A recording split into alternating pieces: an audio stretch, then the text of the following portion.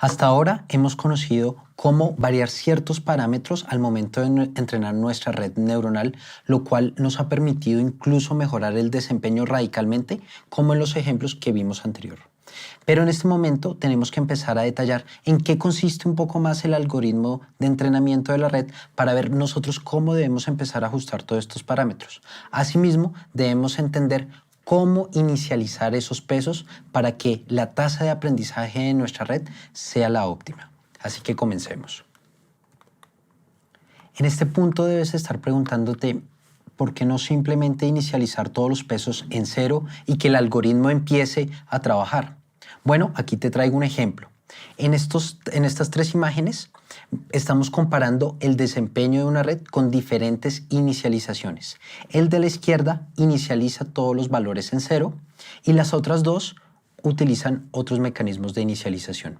Mira cómo a pesar de que aumentamos la cantidad de épocas, la cantidad de iteraciones, realmente la red se mantiene en una tasa de pérdidas constante y no está aprendiendo. En los otros dos casos sí se ve una tasa de aprendizaje mucho más marcada. Es aquí donde está la primera conclusión.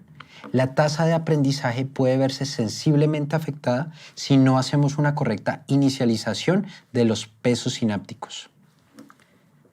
Algunas estrategias apuntan en que tenemos que tener en cuenta los parámetros de entrada y los parámetros de salida. ¿Por qué? Recuerda, en la composición de una neurona tenemos estímulos de entrada, una señal ponderadora y una cantidad de salidas que van a las diferentes capas o a las diferentes neuronas que tengamos en nuestro modelo de red que hayamos diseñado. Esta idea la consolidó un investigador llamado Xavier Glorot. Por eso es que uno de los métodos más conocidos para la inicialización se denomina Glorot. ¿En qué consiste? Existen dos variaciones, la uniforme y la normal. Como lo hemos mencionado, lo importante es la cantidad de entradas y la cantidad de salidas. Entonces, en la función uniforme vamos a tener una serie de valores distribuidos que el rango va a estar acotado entre la raíz de 6 sobre la cantidad de entradas más salidas. Esto se aplica, por supuesto, a cada capa.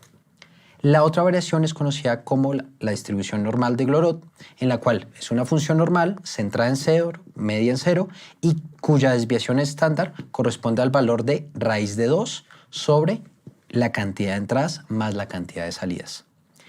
Esta función permite hacer una inicialización que, comparando en desempeño con otras estrategias, como por ejemplo inicializarlo todo en 0 o todo en el mismo valor, se ha evidenciado que tiene muy buen desempeño. En Keras, esta es la variable, la forma de hacer la inicialización por defecto en la mayoría de las capas. De hecho, aquí te muestro una pequeña comparación del desempeño de la función de inicialización Glorot comparada con otras que existen para un problema como lo es la clasificación de MINST.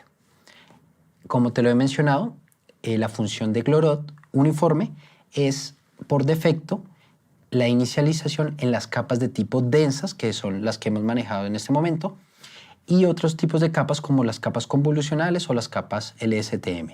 Ya hemos visto lo importante que es la inicialización en el entrenamiento de las redes. Ahora es momento de que veamos el detalle de cómo funcionan los principales algoritmos de entrenamiento para que nos dé una idea de cómo podemos ajustarlos dependiendo del problema que estemos trabajando. Es así como vamos a iniciar con el famoso gradiente descendiente. ¿Cómo funciona? Imagina que estás en una montaña, en la cima de esta montaña, y tu objetivo es llegar al valle lo más rápido posible, lo más eficientemente posible. Pero hay una complicación, y es que está lleno de niebla. Tu visibilidad es casi nula. ¿Cómo puedes empezar a abordar este problema? Bueno, una opción es empezar a dar unos pasos en ciertas direcciones, y cuando identifiques el paso más largo, en el cual identificas la pendiente más pronunciada, esa es la dirección por la que puedes iniciar y seguir repitiendo este mismo procedimiento y de esta manera identificar cuál es ese camino más óptimo para llegar hasta el valle. Bueno, este principio es el mismo que se está replicando en el gradiente descendiente. Como lo ves en la animación, tenemos algún punto desde el cual partimos, recordamos de la inicialización, y buscamos ese punto óptimo o de minimización donde ajustaremos los pesos de nuestra red. ¿Cómo empieza él? Empieza a buscar los puntos más pronunciados, las mayores pendientes, y va descendiendo. El tamaño de estos pasos puede estar limitado por una condición denominada la tasa de aprendizaje, que de hecho es un hiperparámetro y nosotros lo podemos ajustar. Aquí te traigo un ejemplo para que puedas entender un poco mejor este algoritmo. A la derecha tenemos una serie de puntos distribuidos en un plano cartesiano. El objetivo es buscar la recta que más se ajuste a estos puntos. Imaginemos que la recta va a cortar por el eje, o sea, en cero. Siendo así, el único parámetro que vamos a ajustar es la pendiente. Si nos fijamos a la derecha, tenemos ese gráfico que representa la tasa de pérdidas, o sea, el costo, y en el eje X está el valor de la pendiente. Partimos de un punto en el cual la pendiente es más o menos 0.4. Ese es nuestro punto inicial. A medida que la recta se va ajustando mejor a los puntos, es decir, que la pendiente va cambiando, nuestro algoritmo va descendiendo hasta buscar el punto óptimo, que se encuentra cercano a 2. Este es el funcionamiento del gradiente descendiente.